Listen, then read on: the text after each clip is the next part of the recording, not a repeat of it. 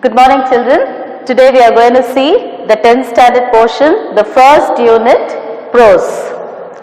The name of your lesson is His First Flight by Liam O'Flaherty. Now, let's see about the author first. First, the author, he was born on 28 August 1896 in Inishmore, Ireland. He died in the year 1984 on 7th September at Dublin in Ireland. Now he was an Irish man, but if you see, he wrote a lot of English books. That is, Irish is a slang, that is a dialect, is a part. See, for example, we speak Tamil. Tamil is in Tamil Nadu itself, if you see, Tamil is a mother tongue. But the way we speak Tamil is different in each district. In Madras, we speak in one way. In Kanyakumari, we speak of another way. So, like this, English is spoken differently in these areas. So, Irish people also speak English, but with a different dialect. That's called dialect, when you change and speak a little. So, he was an Irish, but he wrote mostly in English, and a few of his novels in Irish English. Now, he wrote a lot of Novel, you already know, it's a long story which goes on for many chapters. And he also has written short story, that may be just say 1 to 2, 3 chapters, that's all. Then, he was a socialist writer. At that time, communism was just the beginning in the 20th century, beginning of the 20th century. He started writing a little about, he was one of the pioneers, you can say, the beginners of this. Then if you see, he used to write in his novel about the people's experience, that is common people's experience, that is the life of the commoners, like us, like how we live, all the way of life, the type of how we work, how we go on with our daily activity.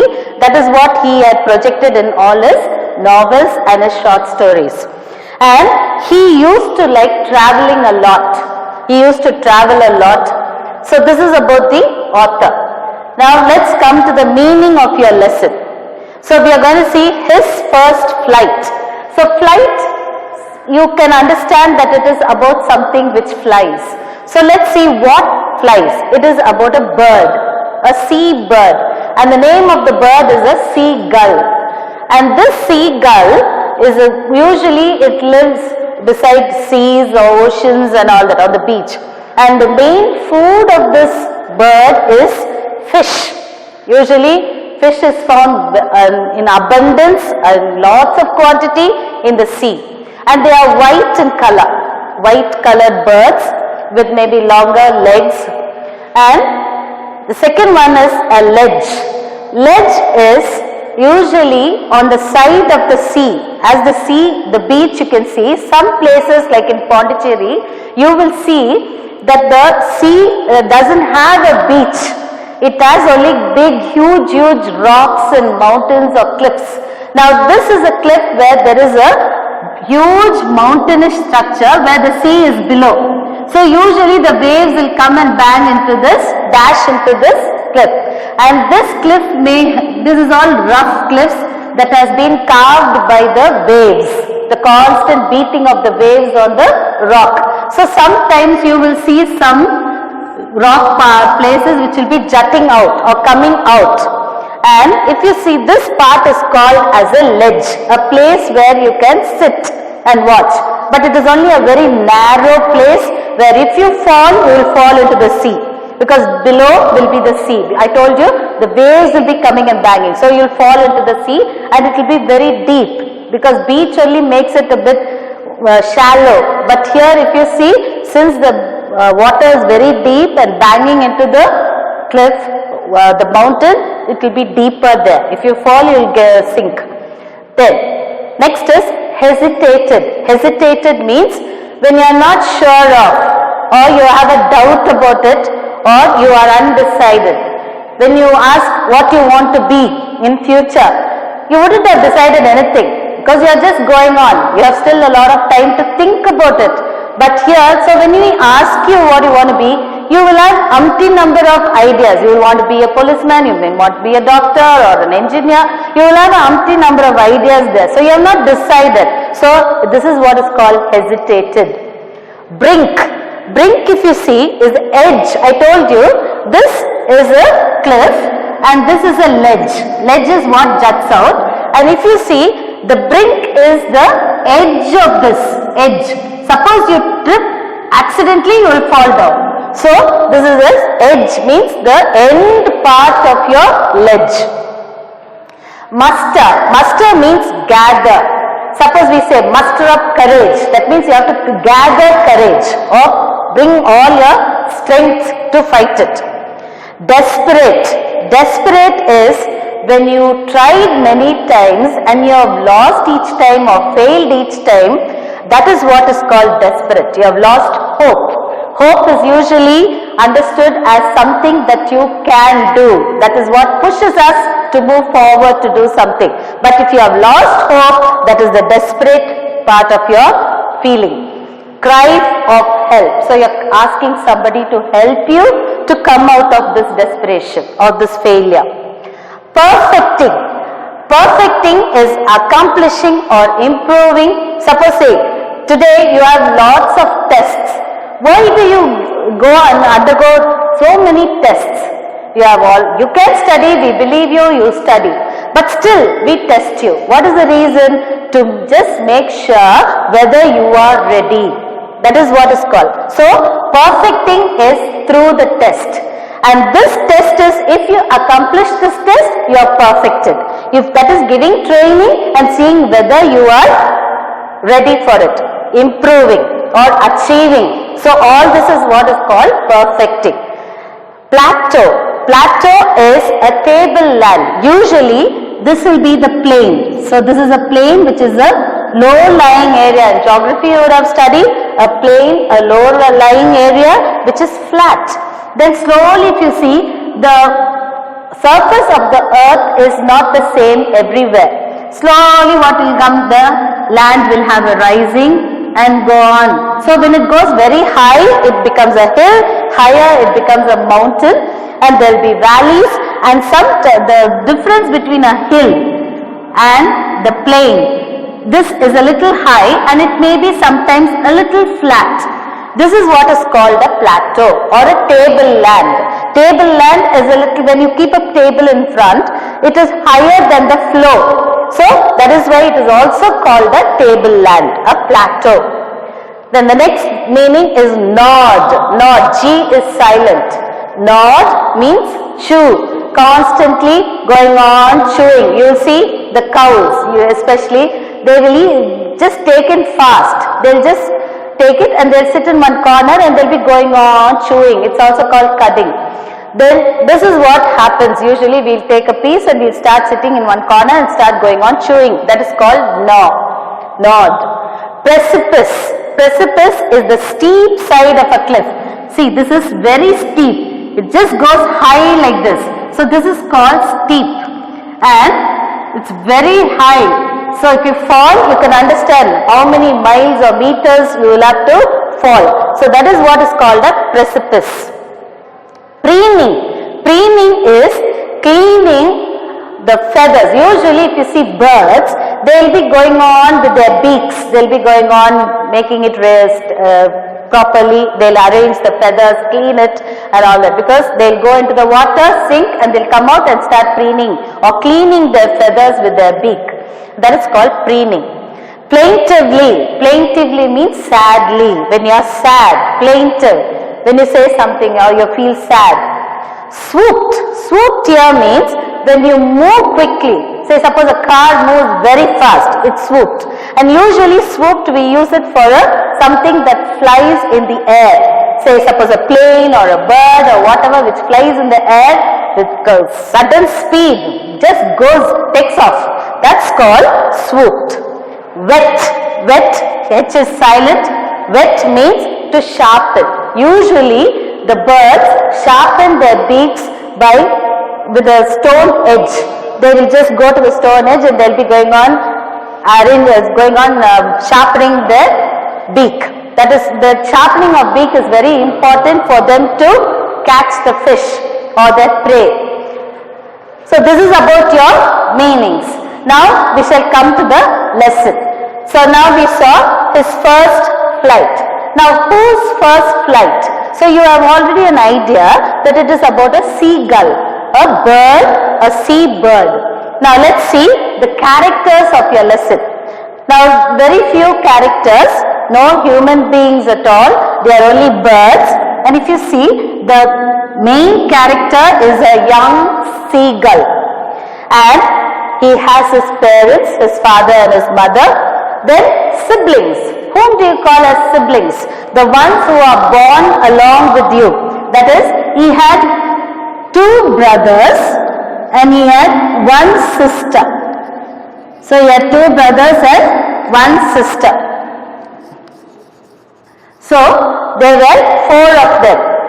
They were born together. You know how birds are born from an egg, isn't it? So these siblings were his. Now let's see what is about the lesson, what the author is trying to tell us. So his first flight. So we saw about the first flight, we saw the characters, we saw the meanings and about the author. Now let's come to the lesson.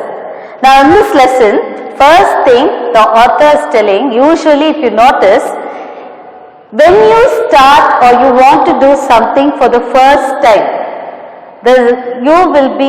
you won't know anything about it. But you want to do it. For example, if you see Vasco da Gama, do you think he would have thought of becoming, he would have had an interest for adventure. He would have wanted to do something new. He would have wanted to find something new.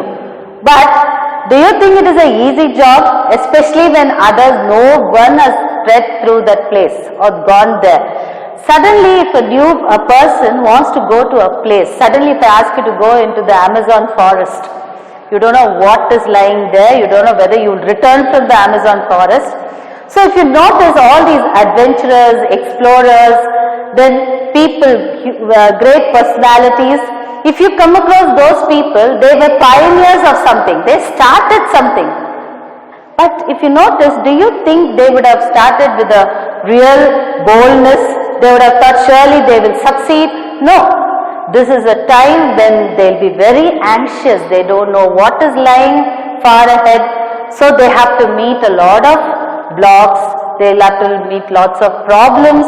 So it is not an easy job. So if you notice, suppose for example, our father, India's freedom fighter, father of our nation, Mahatma Gandhi, do you think it would have been an easy job to get us freedom? Surely there would have been another person to get us freedom. But through non-violence, with so much of patience, do you think we would have got? Otherwise, we would have got maybe by someone else who would have helped us, but through bloodshed. So there are different ways. But everything is an adventure. Everything is something new. And in the beginning, there is a feeling of fear. Fear of being afraid, frightened of something, scared of something. So always you will have to face all this. So now let's see our main character here.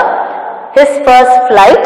He doesn't have a name or anything, but he is just called as a young seagull, a very young seagull who was born only the previous day. Imagine today means only the previous day. Yesterday he was born. He had come out of his eggshell. And they were all, his siblings, his father, mother, everyone should have been on a ledge. I already told you in the meaning what a ledge is. A part of projection of a cliff. Now this ledge, all of them were, and the young seagull was there. And he had already, I told you, 2 brothers and 1 sister. The previous day what happened was, usually the little birds, as soon as they are born, or maybe we don't know what happened, those 3 of them, that is the 2 brothers and 1 sister, all the three along with their parents, they started flying with their short wings. They started flying and they moved away from the ledge. But our little seagull was still sitting on the ledge. He saw them flying, but he got very frightened. Why was he frightened, do you think? He was frightened because he did not believe that his little wings will help him. He did not believe that his little, did not believe that his little wings will help him to, or carry him, because he thought he was very heavy and his wings were very short. So he thought surely he will sink into the sea. Maybe he would have understood that those brothers and sisters of his should have had longer wings and they were able to fight, or they might have been stronger, but still he was a little frightened. And because of his fright, he did not believe and he was very frightened, scared of the sea. He was very frightened to move. And once or twice he tried coming to the edge of the ledge and tried to see how it was, but still the moment he saw the depth and the height and the vastness of the sea, he got very frightened and he went back inside. And the ledge, usually, if you notice, there will be another rock on top and this ledge would have been longer and a cliff. So there was a small gap here and he used to go here and hide. That was like a room for him, a hole where he could sit in, wait for he could go escape from the rain or all that, wind and all. And then what happened is, he tried to fly, but still he was frightened. He did not believe his wings. Then he hesitated a lot. And he tried to get the support of his parents, but his parents just moved away with his brothers and sister. So he was very upset and he didn't know what to do. Then the whole night, when they had left, the whole night he was on the ledge all alone. But still he didn't have the guts to come out, or the belief that he could fly. Then what happened? He tried to gather all his courage, but still he could not. And his parents, the next day morning, this is what happened the next day morning, but the previous night, you can imagine, he was trying to fly, but still he could not, he was frightened. Then the next morning, before dawn, before the sun rose, the parents, his brothers and his sister tried to attract him by flying into the sea, enjoying themselves. He was watching all that. But still, if you notice, the author is trying to tell, the father and mother tried to call him. They called him, making noise to call him. They even, in their language, scolded him. They scolded him. And also threatened him. Threatened here means frightened him by telling that he will have, if he stays there, he will have to starve and he will starve to death. That means he will die if he is on the ledge. He has to eat something to survive, isn't it? So they threatened him, frightened him, thinking if suppose they threaten due to starvation, he may try to fly. That was the reason. So these were all the ways of the parents trying to attract or make the little young seagull fly. They called him, scolded him, threatened him by telling that he will starve if he is on the ledge alone, because you can even take it in another sense that they were not going to feed him at all. He was supposed to come out from that place. And surely if he is going to be starved for days, you can understand, and such a young, small seagull will die. So you can understand that. Then nobody was near him, they were very far away. And they were watching, and he was watching them. And imagine, he was very much taken up by the way their older brother, they were flying. They were flying. Then, if you notice, they were skimming the waves. What do you mean by skimming? Skimming the waves is just coming, touching the waves with their legs and flying away. just coming, skimming and going like this. Then if you see, they were also diving for fish. Diving for fish. Now if you notice, to catch a fish, the fish is usually inside the water. Even though it is on the surface means just below the water, they have to go inside the water and take the fish with their beak. So sometimes even with their legs they will take hold of the fish. So all these they were doing, and one of his brother, he saw one of his brother catching a herring. Herring is a silver colored fish. He caught a herring, which is a silver colored fish, and usually this herring, they don't move single. They are all in a big school. School means a group of fish together. So even if you miss one, you will get another one. So many say hundreds together they will be swimming together. So this herring he caught one the first time and he was eating it. And the parents were so proud of this brother. So the brother, one of the brother, we don't know which brother, maybe the elder or the younger, one of the brother caught a herring and started eating it. And the parents were very proud.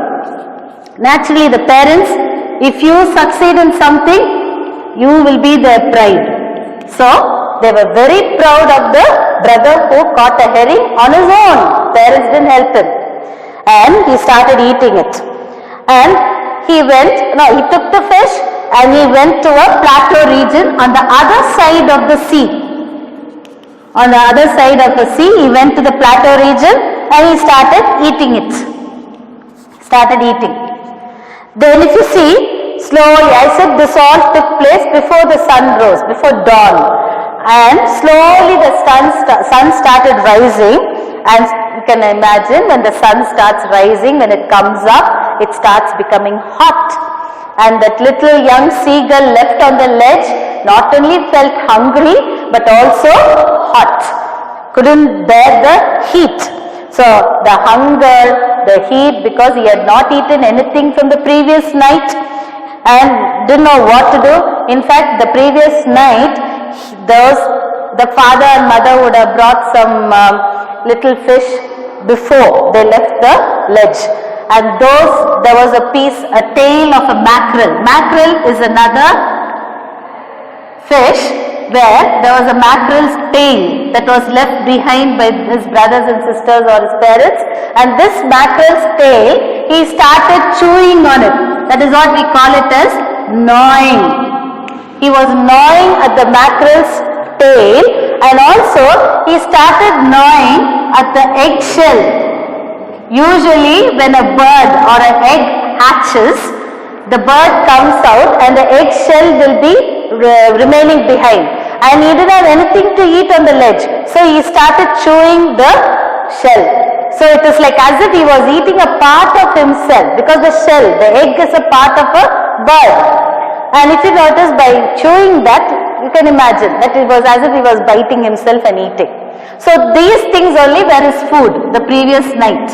So he was very hungry, and added to that there was no water to drink, nothing, nobody helped him. And he was going on searching, he started chewing on the mackerel's tail and the eggshell. Later, he couldn't find even that, because that was also over. So what he did was, he started walking on the ledge, forth and backwards, in front of the edge and coming back. So you can say he was coming forth here and going back, going front, going back. This is what he was going on doing for some time. But what he did, when he came to this edge, he saw the depth of the sea, the cliff. The height of the cliff is like the depth towards the sea, and this is what I said is the precipice. And when he saw this, he got very frightened. And when he saw upwards, it was only blank, only the open sky. And when he saw out towards the sea, it was an open, vast area. So he was very frightened and he went back. He didn't know what to do. Then, once what he tried to attract the attention of his parents, he stood on the edge of the ledge and he put one of his he just left one leg only, he was standing on only one leg, and he kept the other leg as if he was sleeping and tried to close both his eyes, and for some time he kept both the eyes closed. Then he slowly opened one eye to see whether his parents were watching, but to his dismay they were not bothered about him at all.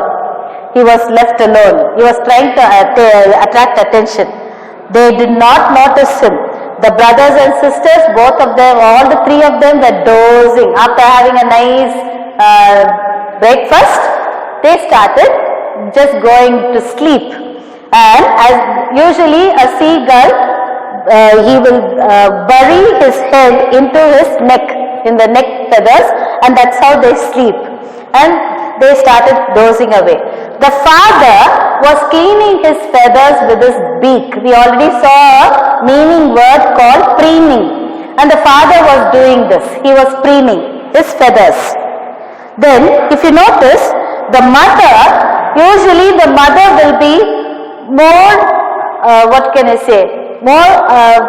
she will feel bad for the child, because even though the seagull, little baby, is not willing to fly, it is still her child. So naturally, what happened, the motherly instinct started, she couldn't bear it, but she wanted him to learn.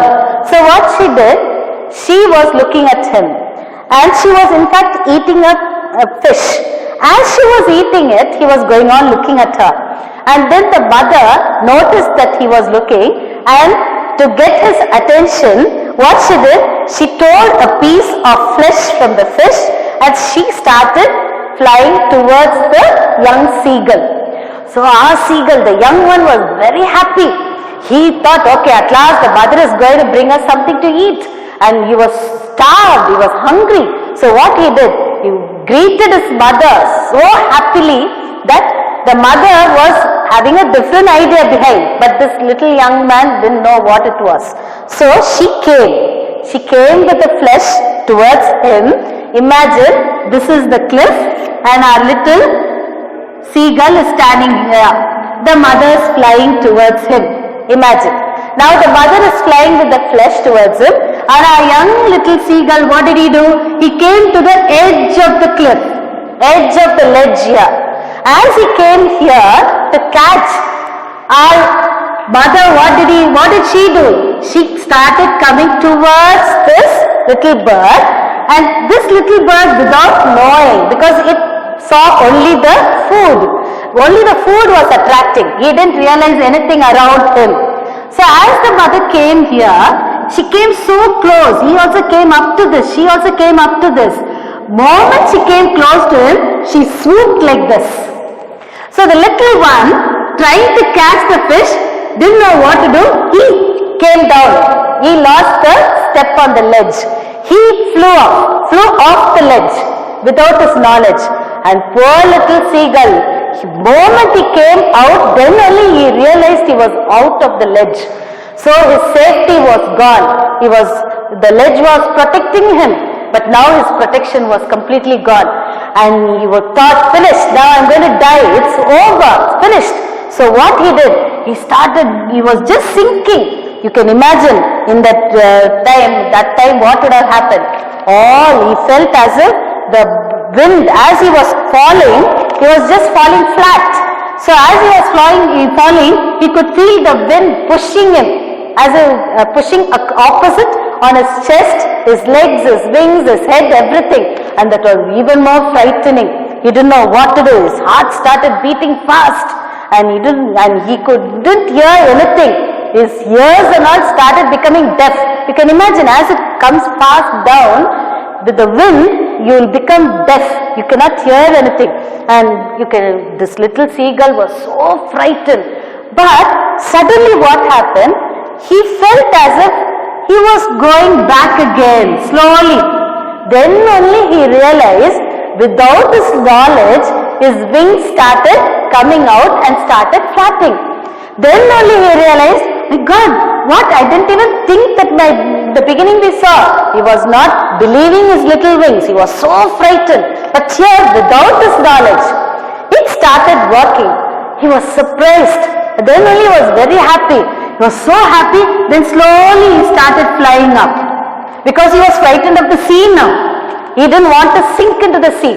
So he started slowly flying and his wings started carrying him. Then he realized, oh, he could have done this long before. Then he started slowly going up. Then he felt giddy, dizzy. He was so giddy, he didn't know what, everything was going round. Dizzy means everything around starts moving around, you don't know what is happening. Then afterwards, but the fright had gone down. He was not that frightened. Then he started screaming happily that he was able to fly. Then he started going up and his parents also started joining. They came to him, his brothers and sisters came to him, and then slowly he came down and he fell on the green sea. He fell on the green sea.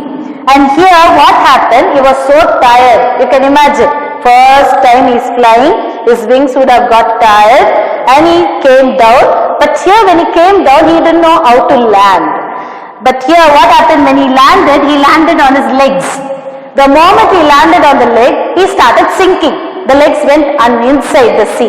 He got frightened again. Then afterwards only he realized that he had to put his legs inside and he has to land on the stomach. Then the moment he landed on the stomach again, he started floating on the waves.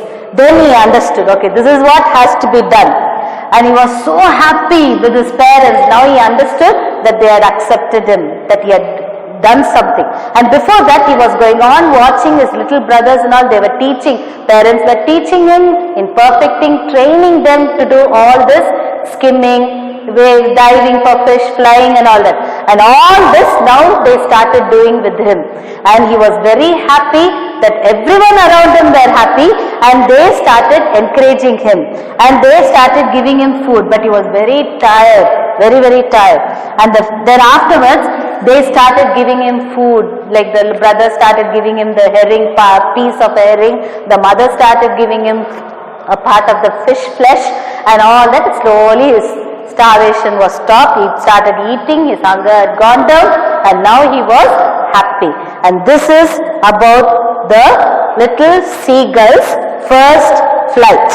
And they were praising, you can imagine when you achieve something at the end, with lots of fright and everything, but when at the moment you achieve, you can imagine how the people around you will throng towards you and they will praise you, they will be happy, they will be congratulating you. So that gives you a boost, isn't it? So same way, the little young seagull felt very happy after that. And this is about the first flight. This is to say, when you are frightened, always frightened of anything, frightened of a change in your daily activity, something new you have to do, all this if you are frightened of, this fright will curb you or stop you from moving forward. See, after he slipped, in fact, he did not have the intention of flying at all till the end.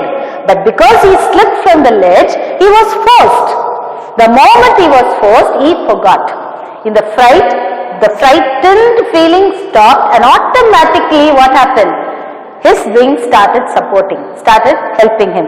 So this is how man should understand. He has to give in. He shouldn't give in to fear. He has to fight that fear and come out. Then you can, if you are not able to, surely people will help you around. Nobody is going to just sit back and watch you struggling. So you saw, the moment he started flying, the parents, the brothers and sisters, they all came towards him. So you can understand, people are always ready to help you, but you should take the first step. The first step should be by you. You cannot expect others to start it for you. The moment you start, people will believe, okay, you have the intention to do it. So automatically they will come and help you. This is about the first flight. This was the little seagull, the problems that he had with. So just let us recap everything again. This is about a story of a young seagull who was born from its egg. I don't know how many days back, but then the brothers, his siblings, they flew away from the ledge and the little seagull could have flown, but still what happened? He was very frightened, he did not believe his wings, and so he stayed on the ledge for the previous 2 days. He was staying on the ledge. Then the parents tried to call him, scold him, threaten him, everything, told him that he'll be starving to death if he stood on the ledge. But still, he was really frightened. Then his brothers and sister, the parents were perfecting them or training them on flying, skimming the waves and diving and how to catch fish, everything the parents were teaching them. The brother even caught a herring and started eating it on the plateau region in a higher range. And the parents were so proud to see their brother eating a fish that he caught on his own. Then this our young seagull, poor seagull, what did he do? He was chewing on a already eaten mackerel's tail which was dry, and also the eggshell which was still in the nest, and that was like as if he was eating a part of himself. And you can imagine that is called gnawing, just chewing it. There was no taste, nothing, just to chew. There was nothing else to eat. Then you saw he was trying to attract or get attention from his parents and his siblings. But what happened? No one bothered.